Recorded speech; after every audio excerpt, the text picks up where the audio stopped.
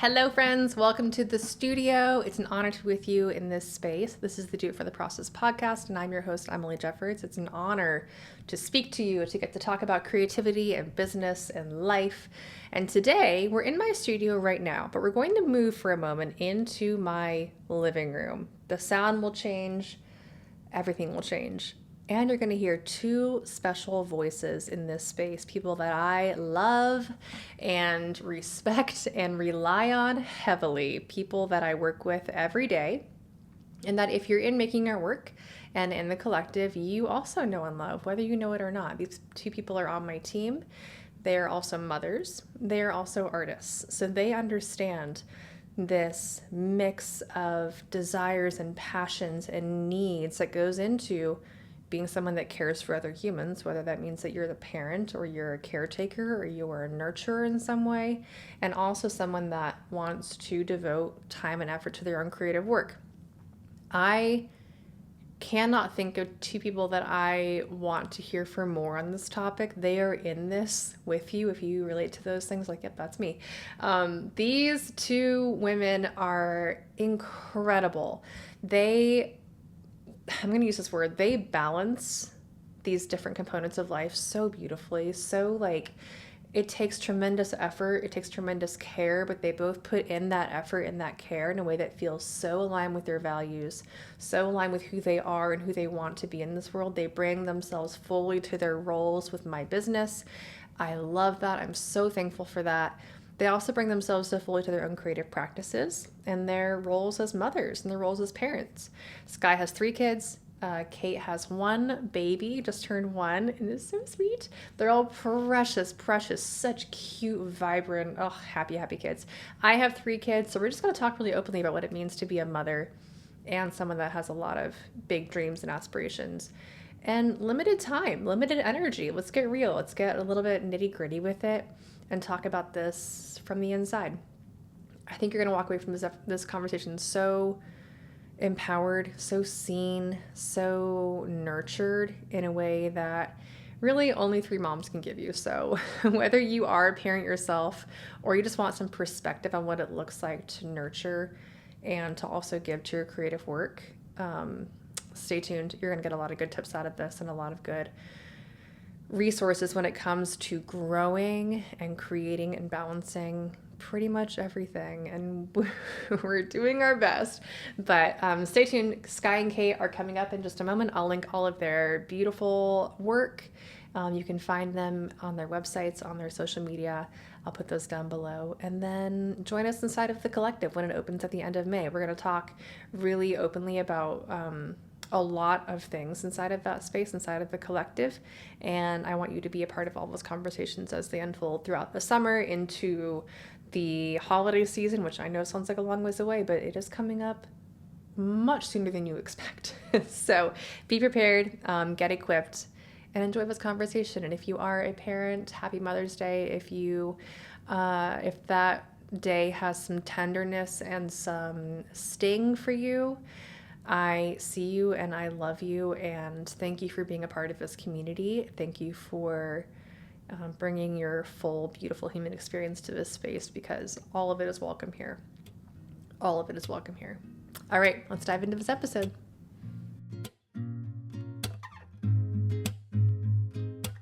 Okay, do you just trust me? Oh, yeah, okay. Just go. We can just flow? Yeah.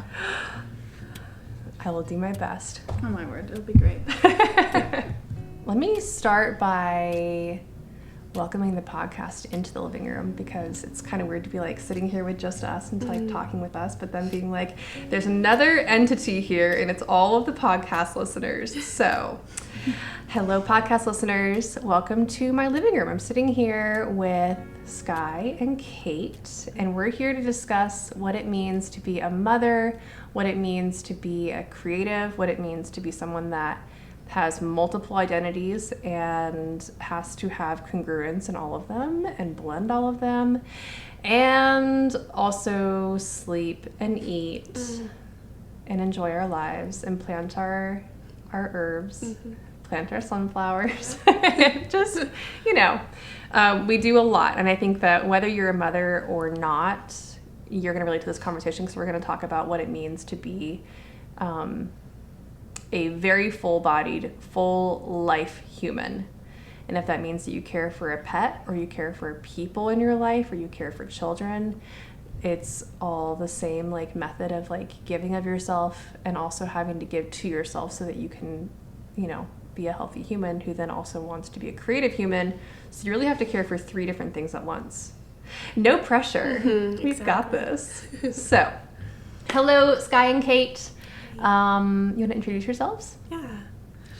I'm Skye, and I am Emily's community manager. So I help out with the inbox, answering emails. I'm in the Facebook groups, and I'm also an artist, and I'm also a mother of 3.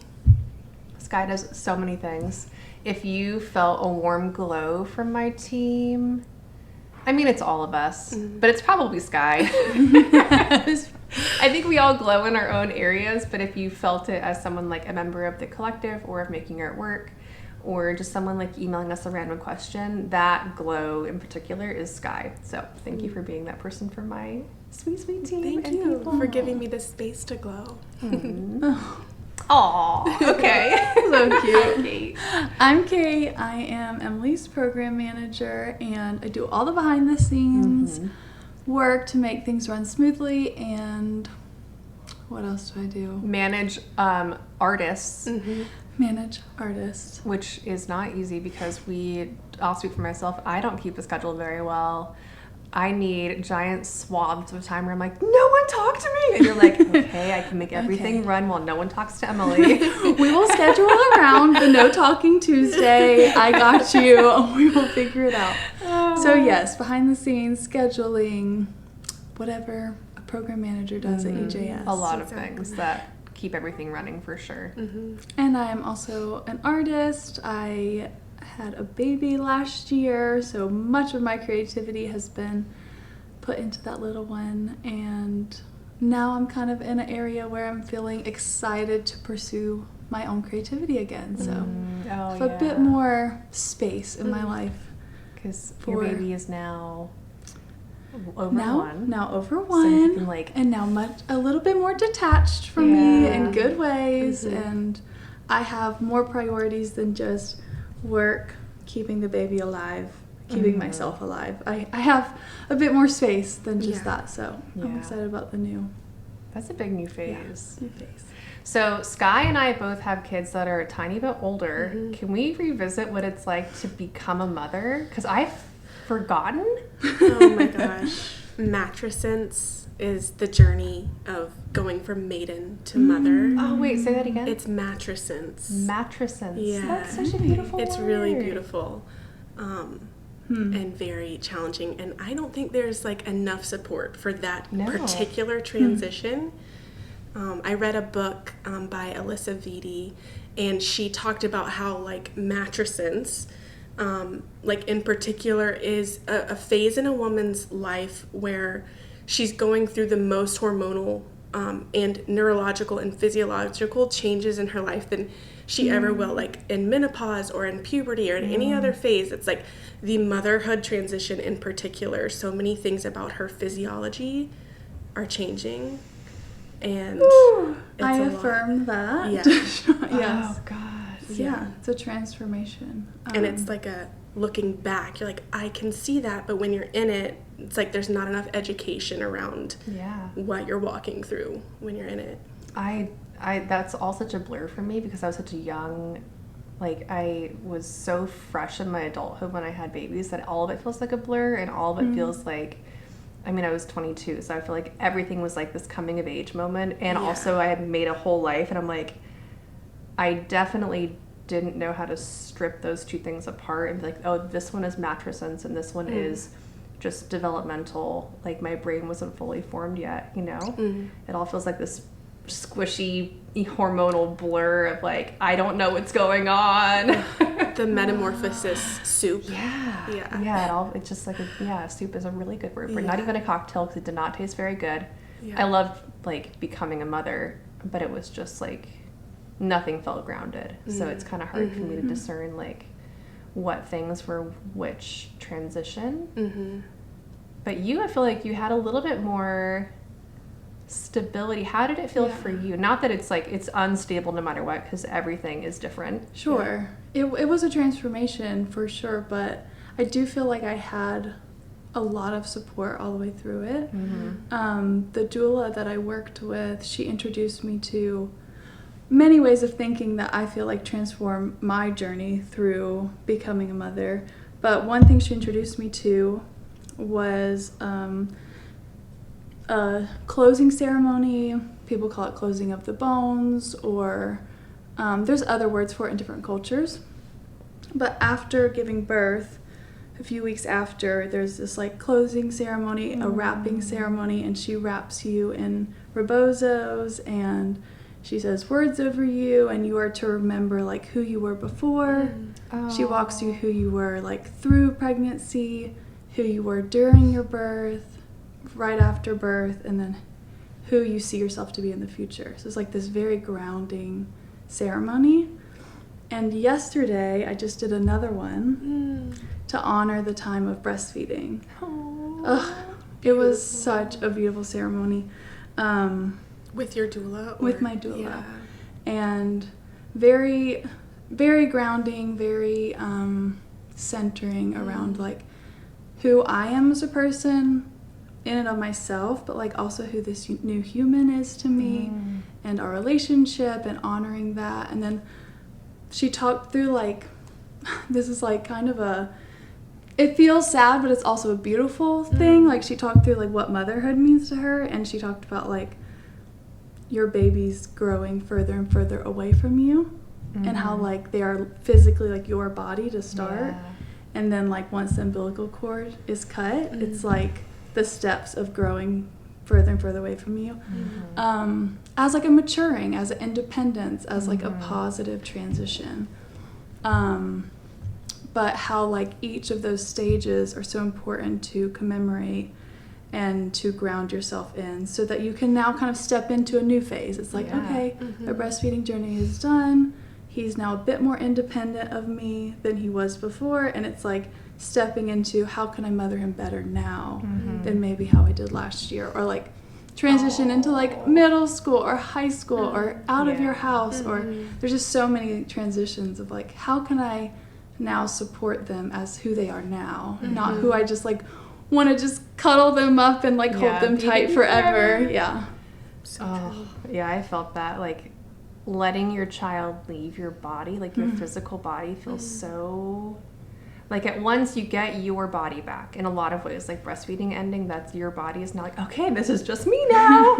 Giving birth, like it's just me in here. Like, wait, my body feels a little, I always felt lonely after giving birth. Like my body feels lonely. There's no other human in here, which is just so weird. She talked about that as a huge part of why some women do the wrapping ceremony, to like close them up, to remind them of who they are just in and of themselves, and kind of like there was a human here and it's now just me. And like she talked on that. That makes some sense. women really need that like reaffirming of who they are.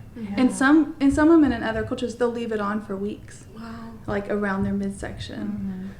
She does wrapping, like she does over your head and then over your heart and then over your midsection and your leg. Like she does all the way down. But just to kind of recenter you in the fact that you alone belong in your body and that it's safe to be there. That's so beautiful. It's so beautiful. I feel like we all need to just wrap ourselves like, we all it's beautiful. She talks about some mothers doing it for their kids in different seasons of life. She's like, if you were to fall out a tree, your mom might do it for you. If you were to like go and like, doesn't matter really what it is. It's like it's just like bringing yourself back to yourself, and like this grounding, this surrounding, this like love. I don't know. It's so beautiful. I love it. Really, really is beautiful. I think the thing that feels like, I do want to talk about creativity and how that intersects with motherhood, but I think the thing that feels really interesting to me in parenting now, and you probably feel this with your, like, how old is your oldest? 10. So he's beginning to do this also. But like the psychological shifts that go through childhood, there's just like this phase where you begin to realize that your kid is independent. Like I have a 14-year-old and she needs me still, but she doesn't really need me. Like, she is good. She can fend for herself. She can care for herself. She's very independent. And it's so sweet to know that she came from my body, and that whole like disconnection process happened naturally over time. And now I get to watch her, and it's going to happen more and more, but now she gets to come back to my body. And she's like wanting connection. She wants to sit on the couch and be like close and like hug. And I'm like, this means so much more than when like a 2-year-old runs to you and hugs you, which is still so cute and sweet. And I love that. Like, I want to hold you. But it's like, she doesn't have to do that. Yeah. And it's very, very sweet and special. So that is. It feels a bit more like free will, like choice. Yeah. Like, I just want to be near you. Right. Yeah. Yeah. Yeah. Oh, that's so sweet. It is very, very sweet. Let's talk a little bit about capacity, and let's kind of like, I love this idea of binding and knowing that you belong in yourself and in your own creative practice and in your own, like, I think one tricky thing with becoming a mother is realizing that there's so much worth and value in that role. And also you are already worthy and valuable. Yeah. And like, I know this sounds like, of course, duh, but it's not, it doesn't feel like a duh, like whatever that word is, there's probably a better word than that, but like, it doesn't feel like an obvious like thing when you're in this practice of mothering and you're like told to care for this human, and you want to care for this human, and this human needs you to care for them, and like that becomes so important, to the point that it almost feels selfish or like self-care to care for yourself. Like, schedule your self-care. Like, yes, I don't know, it feels like you have to grant yourself permission to do these things that should be first nature, not even second nature. What comes up for you when you talk about or think about that? I think like there was a shift I had, I want to say probably maybe around like when my kids were really hitting that like 7 and 8 year, which is like a big shift for them psychologically, mentally. And for you, because you're so tired by the 8th year. Yeah. Exactly. You're like, is this ever going to change? Yeah. But I hit a point where I was like, I had this revelation of like, oh, like we were talking about, there is this disconnection process. Like, my identity cannot be in my children, because like, I don't feel like that's not the model. That's not healthy. Like, the goal is to get them to be self-sustaining. I want them to grow. I want them to disconnect, you know, in a specific way, and like live their lives. And like, as that's happening, like, I have to have my own identity outside of my children, because that's not only healthy for me and my family life, but it's healthy for them to witness and see that like I exist as more than just mother, you know? Definitely. So, yeah. Yeah, I would agree with that. I think I see it as this balance between like self-sacrifice and self-care. And I think different communities and different people focus a lot or value the self-sacrifice a lot. It's very easy to want to value that, like, self-sacrifice, because it's beautiful and it's like this sacrificial, like, motherly love. Like, it is this like gorgeous picture, and you want that for yourself. You want your mother to be that way towards you, or you want that like mothering energy in your life. But when the mother is able to balance the self-sacrifice and the self-care, like you said, they're able to witness you taking care of yourself, and that's going to be their model when they're an adult. And so if they don't see that in you, either it's one of two things could happen. They could become self-absorbed, thinking everything revolves around them. My mom sacrificed everything for me, and that means I deserve it. And or they could become, they don't deserve because their mother never took that for herself. She never felt like she deserved that place in her own life to care for herself. So then they become somebody that isn't taking care of themselves when they're older. And so there is such a balance of the self-sacrifice and the self-care. Obviously, you don't want to have like the self-care to neglect of your children, but there's that balance in figuring out community support, spouse support, like family Independent support. Like, Yeah. You can go care for yourself Yes. for a little bit. Go Yeah. read a book for an hour. Yeah. You're going to be Yeah. fine. They're gonna be Go fine. play outside. Yes. I'm doing this. Like, Yeah. independent self-autonomy is something you have to teach your kids, because Yes. otherwise they will self-soothe in random ways. And that isn't a healthy way to grow a little adult. Right. I grew up in a culture that valued motherhood, like exclusively. That was your job as a woman, was to make babies and care for them. And so I had a baby early, and I'm like, I'm doing it, let's go. But I remember when I was like 17, sitting in a group, like a church setting, and just hearing the stories of like these people that were having babies. And then like there was something that was said that made me go, oh my God, which one of us gets to live? Like, which one? Like, I'm looking at all these women who are doing this lineage, like woman after woman after woman doing this to keep people alive and to like keep making more and more babies. And I'm like, which one of these daughters gets to live? And I don't know if it was that moment. I remember that so clearly though. And it took me years to actually step into that. Like after having my first baby, finally I was like, oh, it's me. I'm doing it. And then she's going to do it. And then I hope her daughter does it if she chooses to have kids. Like, I have to begin this process of saying, I get to live, because no one is going to no one's going to walk into my life and say, Emily, go fulfill your destiny. Go do what makes you happiest. Seek your pleasure. Care for yourself. No one has stepped into my life and said that. And I get to say that to my daughter. And that's like a generational chain break right there that is exhausting, because I'm having to relearn so many things and say, no, it's okay to find pleasure in my work. It's okay to find pleasure in all these areas of life. And like you said, Cait, like modeling that for your kid is the only way they're going to learn how to do that. Unless they have that moment like I did where they're like, what the fuck? Yeah, exactly. What are y'all doing? What are we doing it for? Why? You don't like your life. It's very, very clear. And, you know, we all have different connections to that. So if that is fulfilling to someone, then beautiful. Right. But for me, I had this inner, like, burning, like, Same. wait, what? Is this all? Yeah. No. And I love my kids. And also, like, there has to be more than that. Yeah.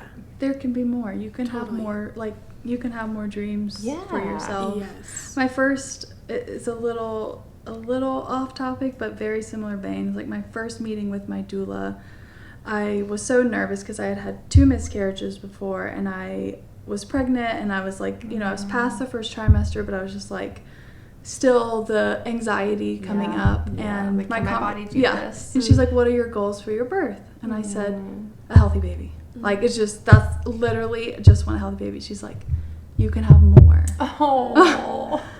And like that changed the whole course of my birth, of my postpartum, of like the whole journey. And like I just think in so many areas of life, like you can have more. You can have more goals for yourself. I have full body chills from that. Because you're right. It is like when you begin to say that about anything, I think we limit ourselves to being like, I can be content with this. Like as a mom, I just want a healthy kid. Yeah. You just want them to be okay. But what if you could have a healthy kid and also like enjoy your birth, and your kid can grow up happy and you can grow up happy? Like, can we? What? Yes. So true. Yes. Woo. Yeah, I feel like we should just say, like, we need to give anyone listening permission to, like, go for more. Like, they don't have to feel that, like, stuck feeling like this is all that, I mean, and it is beautiful. It is such a privilege to be a mother and to parent. But, like, if you have that in your heart, go for more, you know? Yeah. And there are seasons, like the last year, I had to pick like 2 priorities for my life, because the first year of being a mom, there's just so many transitions. Yeah. There's so much on you as the main caregiver to like make sure your child is okay. Yeah. It's hourly. It's just constant. And so there's seasons where maybe you can't see how you're going to have more, but there's going to be margin. There's going to be more space for you. Like, and so just being open to this is not all there is, and it definitely will not be like this forever. Yeah. That's the nice thing about children it's never the same. Yeah. Like, Elias is going through this thing right now, and I'm like, okay, yeah, it's going to be this way for probably like 4 more months. Mm-hmm. And then it'll shift, and I can handle 4 months of this. Yes. It's annoying, it's whatever, but like, in 4 months, he might eat more than 2 meals, and that'll be great. But no, he will. Like, he will. He'll keep evolving and growing. I've watched it happen with 2 other kids, and I'm like, okay, yeah. Mm-hmm. Every person does this. No one stays the same. And that's so cool. How has watching your children evolve also allowed you to accept your own evolution, if at all? Yeah, I mean, they are like our little mirrors. So like it's like everything I witness them doing, I feel like it's a moment for me to like see that in myself. It's such a like a big spectrum, but like just right down to like their different personalities. Like Rayma, my youngest, is 4, and she is very like came out of the womb super carefree and wild and spontaneous, and like I don't know, just she's given me permission to be that way just through like mirroring. I'm like, oh, you're this way, and that's beautiful, and I don't want to tame that. Like, let me absorb that and like also reflect that as well. That. I don't know if that answered the question. Yeah, but that's beautiful. Especially having like a sample of more than like having one child alone will teach you so much. Yeah. But then we're like, wait, all these kids are different. They all came out of me, and they're so different. How? Yes, it's so You're true. gonna be like, oh yeah, there's parts of me in all of you, and I Yeah. can learn from all of you too. That's really, really cool. How has nurturing a little one and like pausing when they pause, looking at what they're looking at, exploring what they're exploring, helping them through all their struggles and challenges, how has that also informed your creative practice? Like, I wrote down imagination as a means of empathy, which isn't a question to ask anyone, that's just a statement or like a thought. But imagination as a means of empathy. So like, as we empathize with our kids, as we imagine along with our kids, how does that help to expand your human experience? It slows you down. Yeah. Yeah. I think as a culture, everything is about slow something, slow living, and slow this, and we slow. crave it. Yeah, we're just we were in such a rush for so long. Now everybody's kind of shifting into like, wait, what is this slow living stuff? Like, I need some more of that in my life. And kids just automatically do it. They notice the little rock and the little bee on the ground and this and that and like the feather, and they're the tiniest speck on the floor that I didn't know, and then it's immediately in his mouth. You know, it's like, Of course. like they notice the minute, the details, and it just slows you down because you become part of that world with them. And so, yeah. It keeps your like curiosity open. You're like, oh, you're really fascinated by this really ugly rock. Yes. Let me take a closer look, and oh my gosh, there are Yeah. some sparkles there. There are Like, some micro sparkles. Oh, yes. That's so cute. My little son picks up like asphalt, and he's like, "This is so beautiful." I'm like, "Yes, that Variated is a treasure." colors. There's a big block of it over there on my dresser because he thinks it's a treasure, and I'm like, Yeah. Oh, so "It's precious. gorgeous." Oh. I think it's also really cool having kids that are a little bit older also, because their curiosities are not so much with like what's happening in the natural world around them, but now they're like getting curious about like feminist history and microbiology, and they're like into it. Yeah. And it's so fun to be like, whoa, That's you're actually smarter than me at this point, and I have to be okay with that. But it's also so fun to watch someone deep dive for the first time into something and like watch their little spongy brains and to go, oh, I can do that too. Like, I can have that kind of like, do you remember when you were in high school or middle school and it felt like fun to learn something? yes. Like, being reminded of that every day, I'm like, it's fun to learn. Every now and then it's not, and they complain and they have their whatever, and you know, math homework is always a struggle, but that like pleasure in learning is so cool to see. Like, I need that. We naturally have that. Yeah, we like do. if you let kids go, they will learn. Like, they want to learn. It's part of just how we evolve as humans. It is play. Like, if you let them play, they're going to learn something. And Yeah. I mean, some of the more like detailed things, like reading about the history of feminism or like microbiology. That's is my like, little nerdy it is kids, it you know. is it is study too, but it's fun because in some ways it's like play. It's like it's discovering, it's curiosity, it's all the things that go with play. Yeah.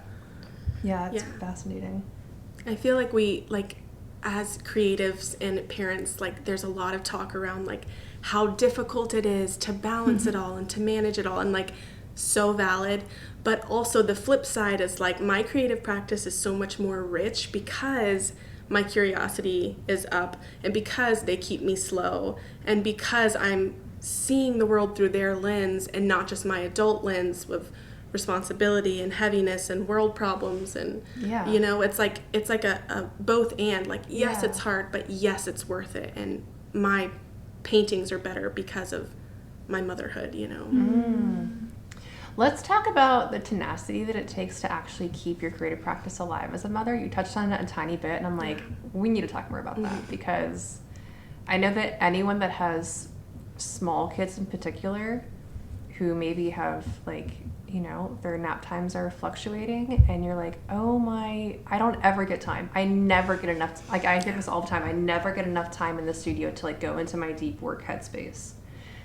And that can be so frustrating when you're like, my brain wants 2 hours. I need 2 hours to, like, get into my creative flow in any kind of depth, and I only get 15 minutes.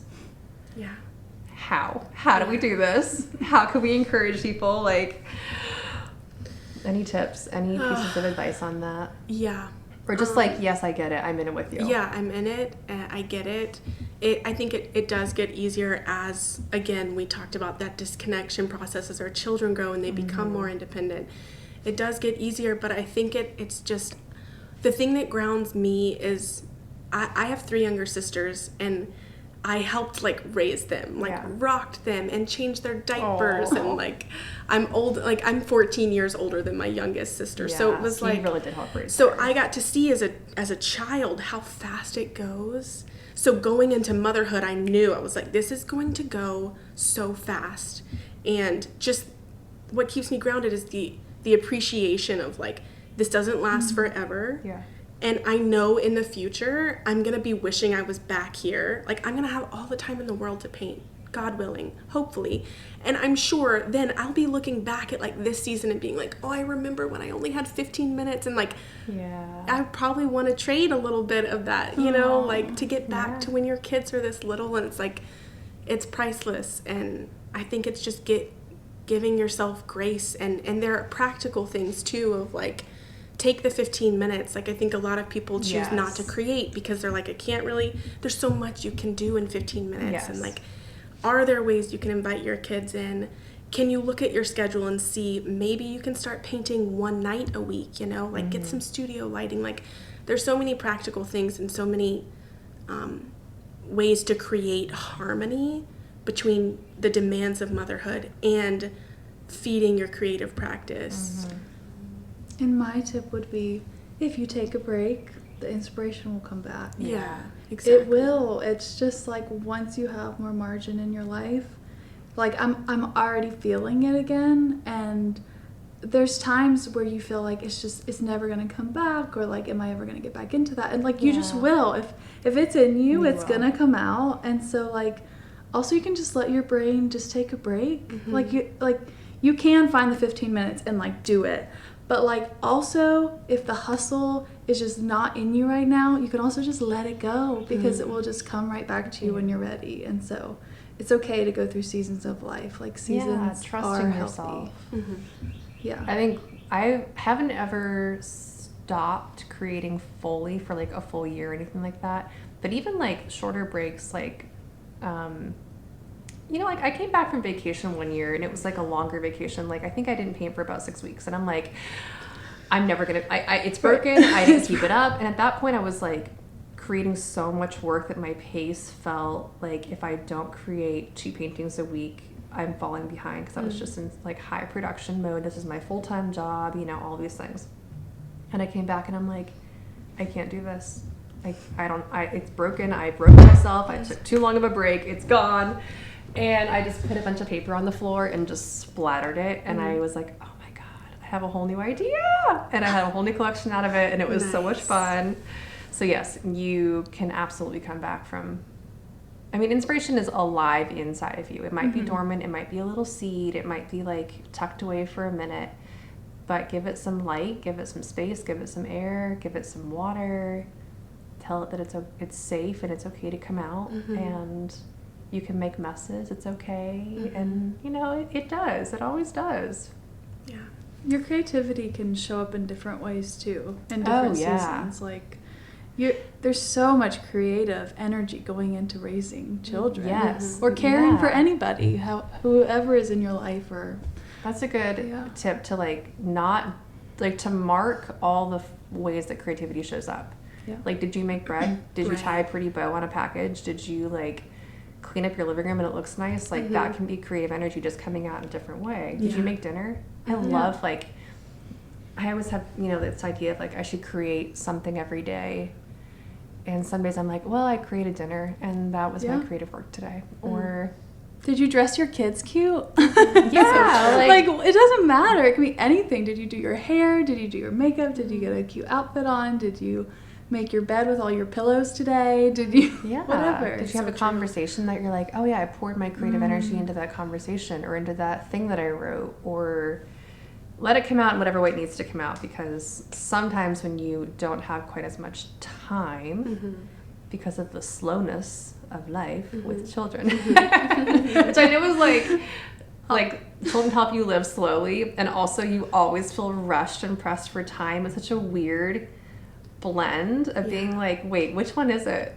Do I have a bounty of time because we're moving so slowly, or am I never able to keep up? I'm confused. That's so funny. It's both at once. How? Well, I don't think that we're supposed to be living in this capitalistic timetable and schedule, so there's that. But I don't know. I think our egos get involved in, like, what we think of productivity. And those are usually stories that don't include cycles. They don't include femininity. They don't include creativity. They don't include caring for anybody, much less yourself. So I think those, like, expectations are just ill-informed, truly.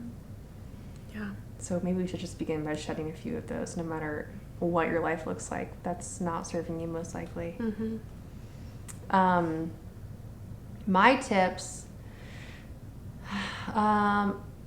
it really depends on the age and stage of the children, but, like, I think older ones are easier to work with, though, because they can just be talked to, and, like, you can just be like, all right, I'm going to go create for a little bit, and they're like, all right, cool, I'm going to be over here. I'm like, okay. Little ones are the trickier ones. My son is 6, and he just wants to be with me in the studio, so I've had to adapt my entire painting practice to allow him to paint with me, because he has to now. And it's honestly so cute. So the way that I do it now with him, if he's in the studio with me, which he's not always in the studio with me, but if he is, I begin a new area of a painting with him, because he can just, like, I paint in oils, so it can be undone. I can erase all of it. I'm never like, you've ruined it, because I know that I can fix it. So he'll begin a painting with me, and it honestly is so cool because he helps me paint really abstractly, and he'll do things that I'm like, that is actually really, really good, and I can erase part of it that doesn't work, and I can keep that little area. And for me, it just makes this whole collection feel so special, because, like, he's in all these pieces too. Yeah. Which I'm going to charge more, and he gets a little cut because of it. And I'll put it in his college fund because that, you know. That's sweet. That's so cute. I love it's that. It's so cute. Paintings by Emily and Elias. Yeah. That is, like, one of my favorite things about watching my kids create, specifically paint, is, like, observing their mark making. And I don't know, there's just something so, like, there's no agenda, you know, and it's so, like, it's so free, you know, versus when I have to use my left hand and, like, switch over to a different side of my brain, and, like, then I'm like, okay, I think I'm tapping into the level of, like, purity and, like, freedom that she's creating from naturally, but, like, it's just effortless, you know, it's just, It's a little side tangent, but it's going back to what we were talking about earlier, assessing versus observing. It's like we're always criticizing us. We're always assessing, is this good enough? Is this whatever? God. It's exhausting. And they're just observing, this is fun and that's fun and whatever, and splash here and splash there, and like, look at that and look how it splashed, and they're just observing it. There's no critical, like, I didn't like how that happened. I mean, sometimes they have that as they get older, but the beginning stages, they're just free. Yeah. At what age does the ego creep in? Is it like 7 and 8? Probably. I feel like that is There's a big shift around then. Yeah, when they begin to be self-assessing and therefore self-critical,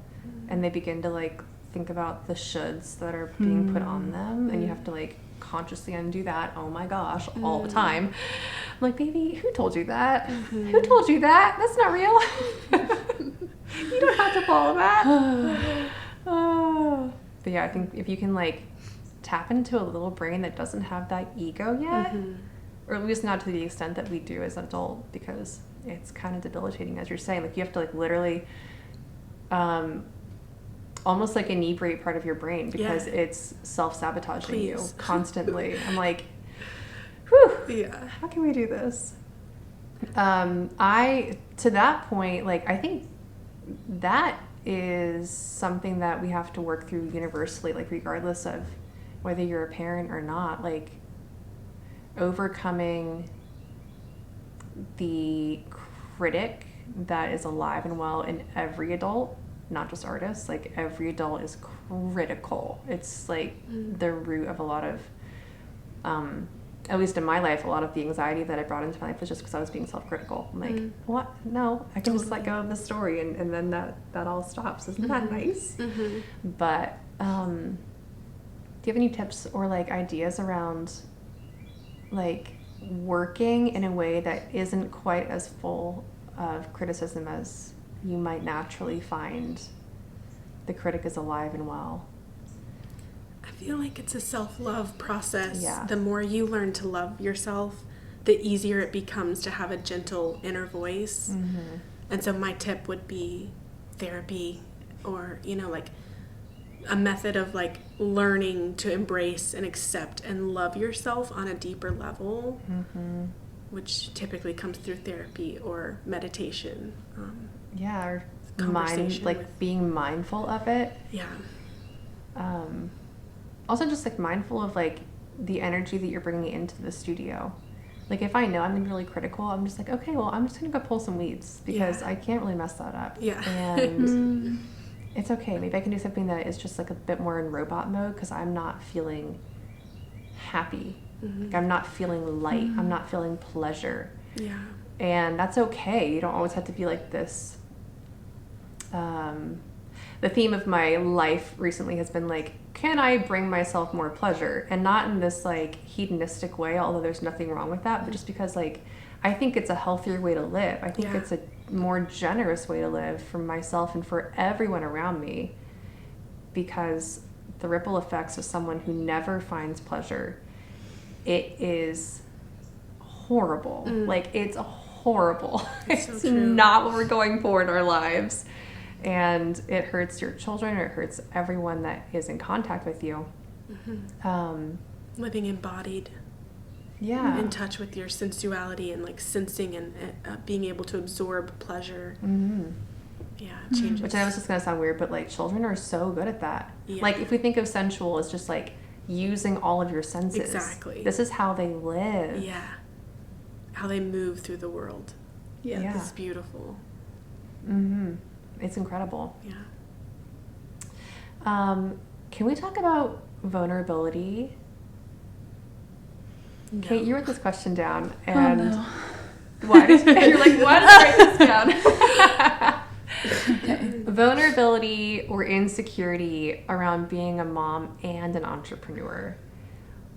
I feel like everybody has this in their own way in their life, whether you're a working mom or you're not a working mom. There's a insecurity around both, about, am I doing enough, or am I doing too much and not there for my kids? And so I feel like the insecurities can always creep in of like, am I actually giving the space to my kids that they need? Am I being a good mom? Or am I working too much? Or like, if I'm not working, am I living out my dreams? Am I actually like taking my life as my own? Or am I just like dying away? And I don't, you can have it in so many different perspectives depending on where you're at. Feeling like a loss of self or feeling like you're spread too thin. And so, I feel like there's always different seasons in life, and trying to embrace the season that you're in to the fullest, making sure that you aren't spread too thin. Feel like there were times in the last year I had to adjust to keep things balanced, because it's like, am I being with Peter enough? Like, am I having that time with him enough? Thankfully this job ebbs and flows, so it's like, I know this season is busy, next season won't be quite as busy. I can like ebb and flow with it and not feel like I'm just stuck at this high level of performance. But how do you feel about that? Yeah, I feel like we just had a conversation about balancing motherhood and our creative practice. But like that whole conversation changes when you go from like, okay, I want to do more than just practice. Like I want to make it into a business. Yes, exactly. We get a lot of questions in our community spaces, and like, how do you do it? Like, how do you run, a business that's actually generating income while also caring for children? And I'm gonna let you take it. Okay. Like, let's I'm still figuring that one out. My only solution has been to be okay with slow progress, and that's very challenging for someone with high ambition and high motivation and drive. It's super challenging to be like, it's okay, I'm just gonna go slow, and I'm gonna go at the pace that my life is allowing me to move right now. And having a job that brings in a side income is very helpful. But yeah, what are your thoughts on that? Well, I think that everyone is going to be different when it comes to relating to their creative practice and relating to their children. And like, these things are very intertwined. Like the conversation around, am I giving my kids enough? Am I giving my work enough? That balance is always confusing to me, because the only one that can really answer that is your kids. And they're not going to answer it until they're probably in their adulthood. And so you're kind of like, I'm just going to try my best and check in with you as I can. When they get a little bit older and they can like give you that feedback, that can be really helpful, which can happen at like 3, and then onward, because they get more and more clear on what they need and they tell you more clearly what they need. But I think back to the beginning of when we said that you can ask for more, I think you can ask for more in every area of life. You can ask for more of your children. What do you want from them? You want more connection? Then ask for it. Like, if they're a baby, they can't really give you that because they're just an infant and they're just existing. But if you have a 5-year-old, be like, can I play with you? Like, I want to connect with you. And then maybe you're at the next minute or the next hour, you're like, all right, we're done playing. I want to go paint now. Can you support me in that? And they might say no, but they might say yes. And I bet they're going to say yes, because you just gave them something so precious in that like connection. I think you can ask for more across the board. You can ask for more from your sales. You can ask for more from your community. You can ask for more from your partner. I think that we tend as women, and especially mothers, to say that we come last and that our more comes after everyone else is satiated. Not even just like their boxes checked, like, okay, you're good, you have food, you have water, you have connection, you're good. Like, we have to come first in some essence, especially if you're generating income that keeps everything flowing and alive. Like, that has to be cared for also. And the mentality of the good mother can be one that can feel really painful if that isn't serving you, and it isn't serving your business, and it really isn't serving your children, because you're living in this like external expectation of what that should look like. So for me, this is such a like personal experience, but it became very, very clear to me that the things that I value are giving my children a safe and stable home, Yeah. and that was up to me. Right. And I had to be the one that made that money and did that. So if that's my ultimate goal, then now we're going to spend less time playing with Play-Doh, and I'm going to spend more time bringing you to the studio, and we're going to make that happy, and we're going to get popsicles at 2 p.m., and we're going to take naps in the studio, and it's going to be fine. Mm-hmm. And they love those memories. Mm-hmm. Like, they So special. talk about them, because I think, I didn't even know that I was doing this because I was, again, so young. Like, what was I doing? But I think when you come to those moments of like having to distill life down to what are my values and how can I work all these things together to fit my values, if the ultimate value is a safe and loving home or connection with these kids, can you do that while also creating? Absolutely. Yeah. Absolutely. Can you do that while also making money? Yes. In fact, that might be the means to that. Can you do that while pursuing your own enjoyment? They want that for you. Like, now my 13-year-old comes up to me and hugs me and says, "Mom, are you happy?" And I'm like, "Yes, baby, I'm so happy." "Good. I'm so glad." She's just like crying. She's so emotional and so precious.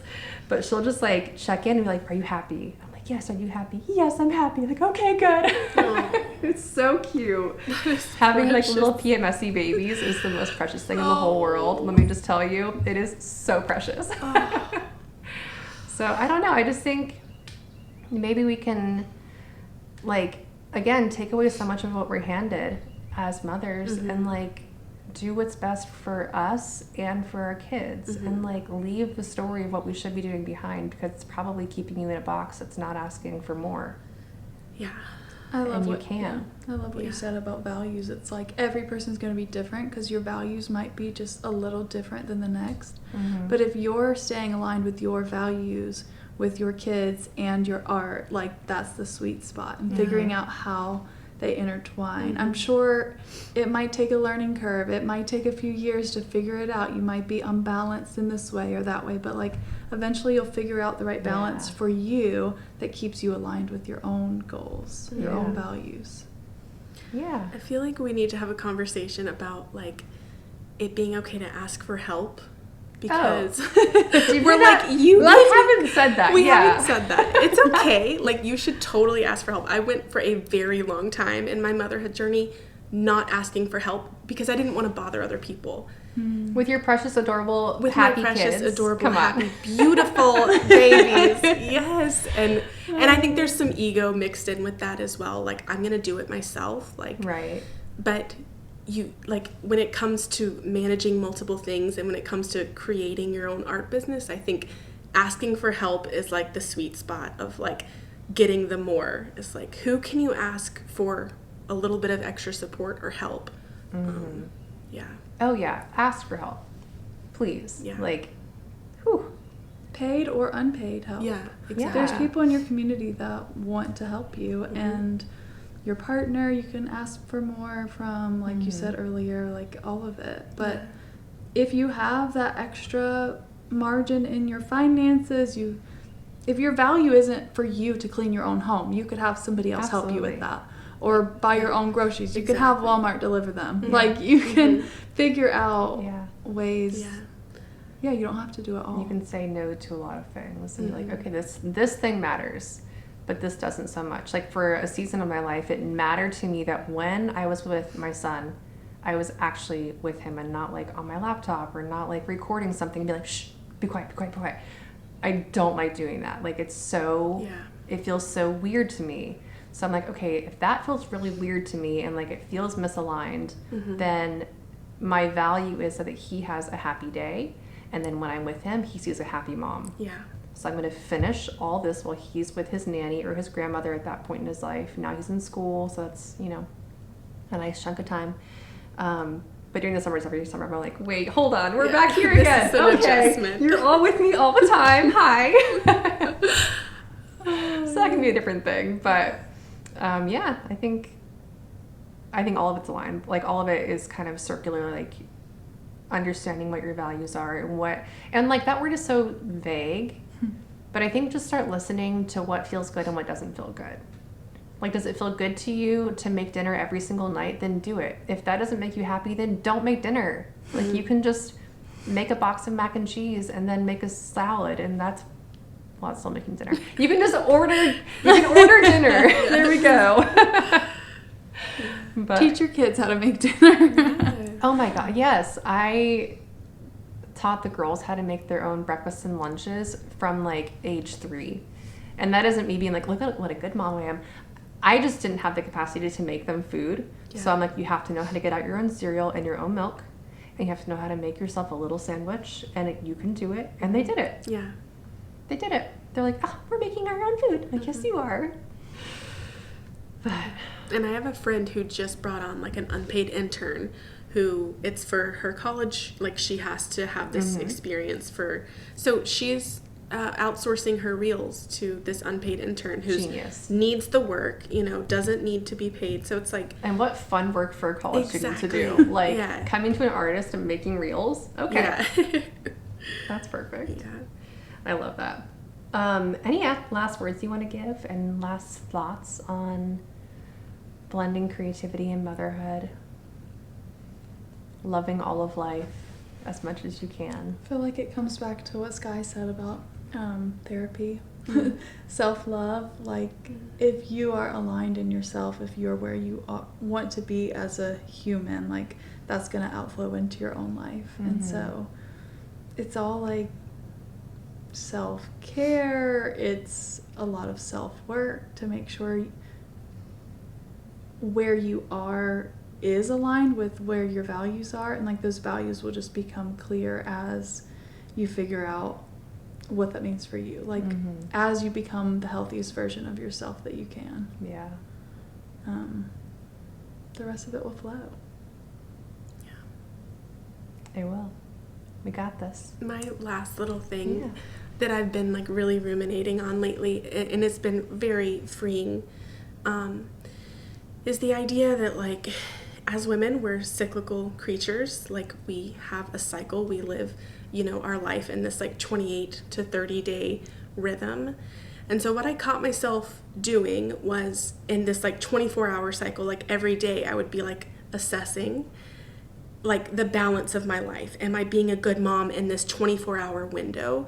And I noticed every time I was trying to judge how balanced my life was in that one day, I was always very harsh and critical. But when you zoom out and you give yourself the grace to look at like how's the balance of things over the last week or over the last month, like you realize like you're like, oh, like this is a much better perspective. Like, I'm actually doing a fucking great job, and I'm a good mom. I'm prioritizing my art business and my creative practice. And like, my last note would be like, don't judge yourself so harshly on whether you're managing it all based on this tiny window. Just zoom out, give yourself like a bird's eye view. You're probably doing a lot better than you think you are. Beautiful idea. Yeah. I printed photos for my kids for Christmas of like the highlights of the year, and like to zoom out even more, when you have a stack of 25 photos per kid, like 75 photos of moments from the past year, you're like, oh my God, even through a year that was full of transition and change. And like, I remember the hardest moments first because I'm like, oh, did I do well enough? How are they doing? I don't know. But to see 75 photos of them living the happiest moments, like, I just sat there and I cried. I'm like, oh my God, they have such beautiful lives. This is so sweet. So yeah, if you need to like pull back some photos from the past month, I like the 28-day cycle. It's really, really helpful. But just take a couple photos. Like, take one photo a day. Yeah. Of like a good moment, because I think it'll trigger memories of balance and of connection and of joy. And that is, I hope, what we all like end our days and our years and our like reflections on our lives thinking about those moments. So that's a good way to like mark them. That's such a great practical tip for like the reframe. Because if you're asking those questions of yourself, am I doing a good job? You probably are. Yeah, but you're going to answer it with, I could have done better here, because we're so good at doing that. We're so good at seeing like as artists, we're so good at seeing problems and solving them. But when you're the problem, you're like, I should have done better here. I could have done better here. My kid needed this. Like, did I support them all enough? Like I said, your kid is the only one that can answer that question truly. And all you have to do is like, I think I did. I think I showed up enough. And like, here are the beautiful memories and the beautiful moments that we had today and yesterday and last week. And like, we're doing great. We're doing the best we can with the information that we have right now. Yeah, exactly. Just observe. Don't obsess so much. Beautiful. This has been so sweet. I got chills and I had tears. Oh, Like, me too. I think that means it went well. Yes. Success. Yeah. Thank you both for sharing so generously. Thanks for being having your us. beautiful selves. I love working with you, and it's also really cool. Like, we didn't talk about this at all, but it's also really cool, like, working with you, like, in your professional capacities, and I'm watching how, like, your motherhood and parental roles, like, take priority, and how we all go, yeah, of course. Yeah. Of course. Of course. Like, there's no... That just feels really aligned to me to be like, yes, of course Peter comes first. Of course we'll move the meeting, or we'll, like, the kids are home from school. Yeah, don't even show up. We got you. So really the tip is, if you have to work for somebody who's also a mother. Oh, that's actually so smart. Yes, it Yeah. is. They'll understand. Yeah. Yeah. That's a really, really good tip. I would not have thought that, but yeah, I will only work for mothers if I ever get a job. I don't think I could actually work a job. I think I would Oh be my word, by incapable now? of it. You I would don't be need a job. incapable of it. Your business already gives you like X amount of jobs. Well, that's true, but I've always like, you always like, I don't know, like, not even worst case scenario, but like alternate reality plan, or like think like, what would I do if I stopped doing this? Like, what job would I even get? I don't know. And I'm always, it's just a funny thing to think through, but yeah, I would add the caveat, I should only be working for a mother. Because they'll get it. They'll get it. All right, this has been awesome. Thank you. We did it. Yes. Check your painting. No, that looks like a baby. Mommy, were you crying when I came out of your belly? Were you crying when I came out of your belly? Well, I wasn't sad, but it did hurt a lot. So I did cry a little bit, but not because I was sad. You know? Wait, I was so happy. how did it hurt? Well, you came out of my belly, and that's just a little bit painful because, it's just a painful process. It's because on your belly almost rips. Yeah. Like your belly's not strong enough when that baby's for like an hour. Yeah, it is really hard. But you know what, buddy? What's it? I loved having you in my belly. It was very special. And I loved when you came out of my belly, because then I got to meet you, and I got to hold you, and I got to love you. And that was your first time to see me. Yes, and I love that. And I'm this big boy, and now you already know me. I do know you. You already know that. Look at my painting.